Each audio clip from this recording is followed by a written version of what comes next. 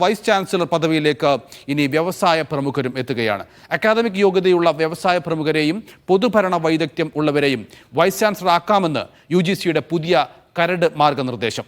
VC നിയമനത്തിനുള്ള പൂർണ്ണ അധികാരം ചാൻസലർമാർക്ക് നൽകുകയും ചെയ്തിട്ടുണ്ട്. വിവരങ്ങൾ നൽകാൻ ധനസ് സുമോദ് ചേരുന്നുണ്ട്. സുമോദ്, ഇത് പൂർണ്ണമായും ഈ VC നിയമനത്തിൻ്റെ അധികാരമൊക്കെ ചാൻസലർക്ക് അഥവാ ഗവർണർക്ക് എത്തിച്ചേരുന്ന നിലയിലേക്കുള്ള മാറ്റങ്ങളാണോ ഇതിലൂടെ ഉണ്ടാകുന്നത്? നൗഫൽ ചോദിച്ചതുപോലെ കാതലായ മാറ്റം VC നിയമനത്തിൽ ഉൾപ്പെടുന്ന ഒരു പുതിയ വ്യവസ്ഥയാണ് ഇപ്പോൾ കൊണ്ടുവരാൻ UGC ആഗ്രഹിക്കുന്നത്. അതനുസരിച്ചാണ് ഇപ്പോൾ അതിൻ്റെ കരട് പുറത്തിറക്കിയിരിക്കുന്നത്. ഈ കരട് കേന്ദ്ര സർക്കാർ അംഗീകരിക്കുന്നതോടുകൂടി തന്നെയാണ് ഇത് പ്രാബല്യത്തിൽ വരിക. നേരത്തെയുള്ള ഒരു VC നിയമനത്തിലുള്ള പ്രധാനപ്പെട്ട വ്യവസ്ഥ എന്ന് പറയുന്നത് അക്കാദമിഷ്യന്മാർ മാത്രമായിരുന്നു VC തലത്തിലേക്ക് വന്നുകൊണ്ടിരുന്നത്. അല്ലെങ്കിൽ ഒരു യൂണിവേഴ്സിറ്റി ആരംഭിക്കുമ്പോൾ തുടക്കത്തിൽ ഒരു വൈസ് ചാൻസലർ പുറത്തുനിന്നുള്ള ഒരാൾ വരാമായിരുന്നു. പക്ഷേ പിന്നീട് ഒരു 2018 അതും ഭേദഗതി ചെയ്ത് പ്രൊഫസറായിട്ട് സേവനമനുഷ്ഠിച്ച് 10 വർഷം പ്രൊഫസർ പോസ്റ്റിൽ ഇരുന്ന് അക്കാദമിക് പരിചയമുള്ളവർക്ക് മാത്രമാണ്, അതും ഗവേഷണ തലത്തിൽ ഗവേഷണം പലർക്കും ഗൈഡായിരുന്നവർക്ക് മാത്രമാണ് ഇതുവരെ വൈസ് ചാൻസലർ ആകാൻ യോഗ്യത ഉണ്ടായിരുന്നത്. ആ തരത്തിലുള്ള ഒരു യോഗ്യത മാറ്റുകയാണ് ഇപ്പോൾ ചെയ്തിരിക്കുന്നത്. അത് കേവലം അക്കാദമിക് രംഗത്ത് മാത്രമല്ല, ഇൻഡസ്ട്രി ഏരിയയിൽ നിന്നുള്ള മികവ് തെളിയിച്ചവർ, ഇതുകൂടാതെ പബ്ലിക് അഡ്മിനിസ്ട്രേഷനിൽ പൊതു ഭരണരംഗത്ത് കഴിവ് തെളിയിച്ചവർ, ഇവർക്കൊക്കെ കൂടി ഈ ഒരു VC പോസ്റ്റിലേക്ക് വരാം എന്നുള്ള ഒരു വ്യവസ്ഥയാണ് ഇപ്പോൾ ഈ പുതിയ കരടിൽ ഉൾപ്പെടുത്തിയിരിക്കുന്നത്. ഇത് വൈസ് ചാൻസലർമാർക്ക് നിയമിക്കുന്നത് പൂർണ്ണമായും ചാൻസലർ തന്നെയായിരിക്കും. ഈ ചാൻസലർമാർക്ക് വിപുലമായ അധികാരമാണ് ഇവിടെ നൽകിക്കൊണ്ടിരിക്കുന്നത്. ഈ ചാൻസലർമാരാണ് നേരിട്ട് ഇതിലുള്ള ഒരു സെർച്ച് കമ്മിറ്റിയെ നിയമിക്കേണ്ടത്. സെർച്ച് കമ്മിറ്റി 3 അംഗങ്ങളുള്ള സെർച്ച് കമ്മിറ്റിയെ തിരഞ്ഞെടുക്കാനുള്ള പൂർണ്ണമായ അധികാരം വൈസ് ചാൻസലർക്ക് തന്നെയാണുള്ളത്. ഈ വൈസ് ചാൻസലർ ഈ സെർച്ച് കമ്മിറ്റിയുടെ അവർ നൽകുമ്പോൾ ഒരു 3 മുതൽ 5 വരെ പേരുകൾ കൃത്യമായി നൽകിയിരിക്കണം. അങ്ങനെ അതിൽ നിന്ന് ഒരാളെയാണ് വൈസ് ചാൻസലർ തിരഞ്ഞെടുക്കേണ്ടത്.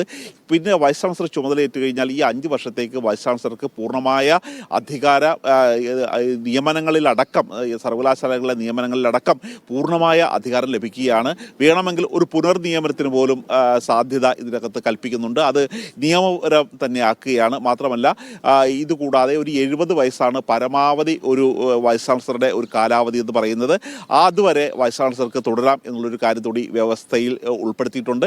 കേവലം വൈസ് ചാൻസലറുടെ കാര്യം മാത്രമല്ല, അസിസ്റ്റന്റ് പ്രൊഫസർമാർ, അസോസിയേറ്റ് പ്രൊഫസർമാർ, ലൈബ്രറിയൻ, ഡെപ്യൂട്ടി ലൈബ്രറിയൻ തുടങ്ങിയ സകല സർവകലാശാലകളുമായി ബന്ധപ്പെട്ട രീതികളിൽ, നിയമനങ്ങളിലും കാതലായ മാറ്റം വരുത്തിക്കൊണ്ടാണ് ഇപ്പോൾ പുതിയ കരട് പുറത്തിറക്കിയിരിക്കുന്നത്. ഇത് ഈ UGCയുടെ ഈ തരത്തിലുള്ള വ്യവസ്ഥകളോട് യുദ്ധം പ്രഖ്യാപിച്ച് നിൽക്കുന്ന തമിഴ്നാട്, കേരളം, വെസ്റ്റ് ബംഗാൾ തുടങ്ങിയ സംസ്ഥാനങ്ങൾക്ക് വലിയ തരത്തിൽ തിരിച്ചടി ലഭിക്കാവുന്ന തരത്തിലുള്ള ഒരു കരടാണ് ഇപ്പോൾ UGC പുറത്തിറക്കിയിരിക്കുന്നത്. സുമോദ്, ഇക്കാര്യത്തിൽ അക്കാദമിക് വിദഗ്ധർ എന്തെങ്കിലും അഭിപ്രായം രേഖപ്പെടുത്തിയിട്ടുണ്ടോ? കാരണം ഇത് സർക്കാരിൻ്റെ ഒരു പിടി, കേന്ദ്ര സർക്കാരിൻ്റെ ഒരു പിടി സംസ്ഥാനങ്ങൾക്ക് മേൽ വരുത്തുക എന്നുള്ളത് തന്നെയായിരിക്കും അവരുടെ ലക്ഷ്യം. പക്ഷേ അപ്പോഴും ഈ അക്കാദമിക് താല്പര്യങ്ങൾ ഹനിക്കപ്പെടുന്ന രീതിയിലേക്ക് കാര്യങ്ങൾ പോവുകയാണല്ലോ. അതുകൊണ്ട് തന്നെ അക്കാദമിക് രംഗത്തെ വിദഗ്ധർ ഇക്കാര്യത്തിൽ എന്തെങ്കിലും പ്രതികരണങ്ങളിലേക്ക് എത്തിയിട്ടുണ്ടോ?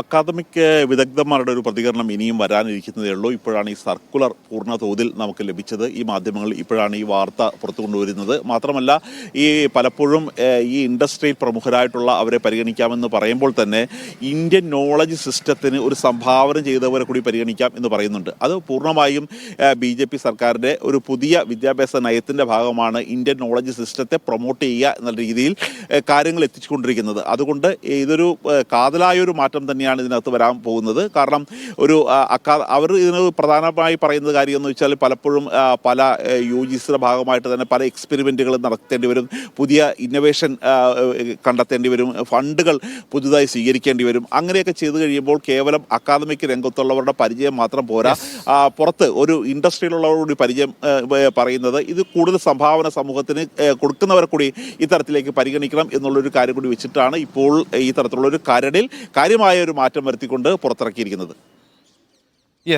ഗവർണർമാർക്ക് പൂർണ്ണാധികാരം, VC നിയമനത്തിൽ പൂർണ്ണാധികാരം നൽകുന്ന രീതിയിലേക്ക് നിയമങ്ങൾ മാറുകയാണ്. വിവരങ്ങളാണ് ധനസുമോദ് നൽകിയത്.